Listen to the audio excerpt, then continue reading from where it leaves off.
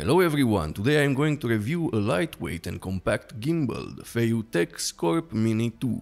What makes this gimbal different from others is the fact that it has AI tracking, but more on this later.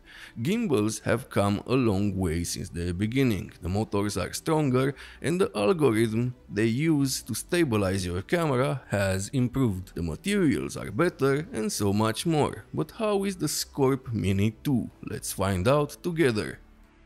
I think this gimbal is going to be popular with people that use lightweight and compact cameras that have no IBIS like the Fujifilm X-E4 or the X-T3 and so on, but also great with an X-T5 and its IBIS.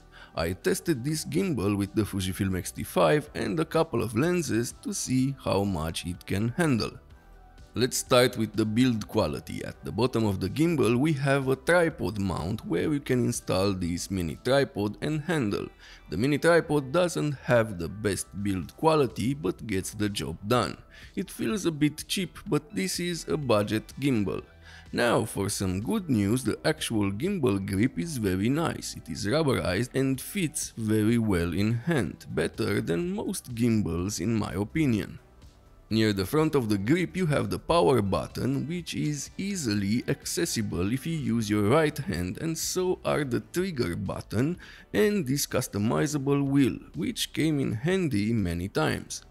Also near the grip and in front of the gimbal and above the trigger you can find an USB Type-C port for charging. The gimbal can be charged in about 1 hour and 40 minutes, something like that.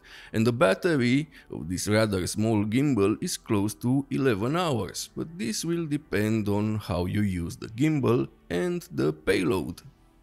On the left side above the grip there is an FPV button and a control switch button.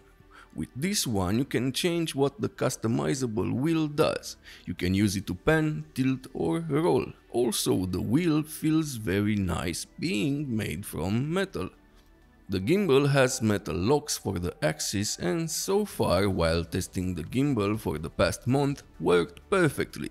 On the sling part of the handle you can find the record button, a mode button and the touch LCD screen. You know I'm not a fan of touch screens on gimbals, but this one is decent and the menu is very easy to navigate.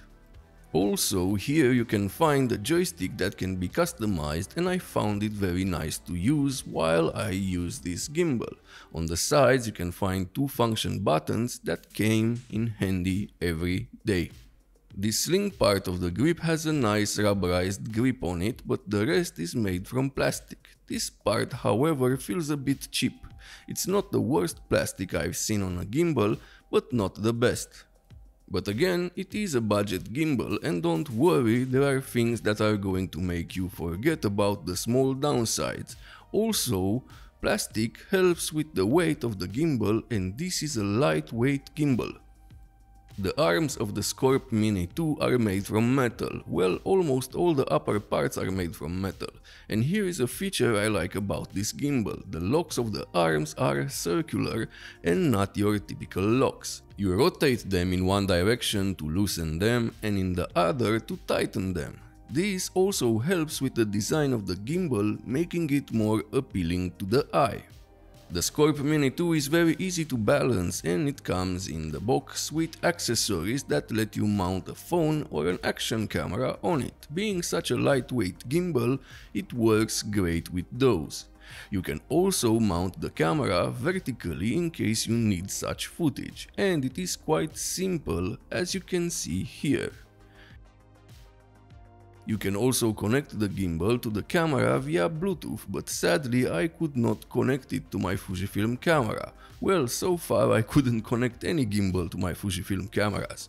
There is a list with compatible cameras and it seems most Sony cameras can connect to it, Canon cameras and some Nikon ones. Quick update, I could easily connect the gimbal to my Nikon ZF through Bluetooth. So far I think it is a Fujifilm problem, not a gimbal manufacturer problem. I can connect the Fujifilm cameras with a cable to the gimbal. The SCORP Mini 2 also has some features for photographers like time-lapse and panorama, with plenty of secondary options for both. You don't need to use the app necessarily. Yes, this gimbal, like all others, has an app that can be used with it, but having all the options I need on the gimbal, I never use the app. While this gimbal does not have an integrated bicolor fill light, FeiyuTech provides one for purchase that can be installed magnetically on the gimbal. So the feature that makes this gimbal stand out is the so-called AI tracking. It seems these features are becoming more popular these days. I know some of you don't like things like this, but there is something impressive about it, and that is not the gesture control. It's how well this gimbal tracks you. I've tested AI cameras, some that got on the channel, some that didn't, and the tracking on this gimbal beats all of those. Yes, it is that good, so congrats FeiyuTech for a job well done. And now let's get to how good is this gimbal with cameras. So the payload is 1.2 kilograms. For a small gimbal like this, it is quite good. I used the Fujifilm X-T5 with multiple lenses and it worked great. The auto calibration option works very well and I never needed to make other adjustments using it.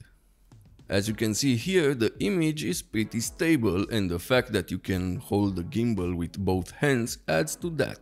Of course, you can use the underslung grip to take some low footage. As I said earlier, the joystick is nice to use and it seems the motors on this gimbal are pretty strong. Now let's take a look at the running on stairs test. Good results in my opinion. Not only that the motors are strong, but it seems also the algorithm does a good job. The footage in the video is me walking normally and fast, no ninja walk. I think if you would do that, the footage would be even more stable. But this is a review, not a showcase. Overall, this is a great budget gimbal that packs plenty of features for any type of use. It is lightweight, the motors are strong, the build quality is good. Yes, there is that plastic part, but the rest is very well built.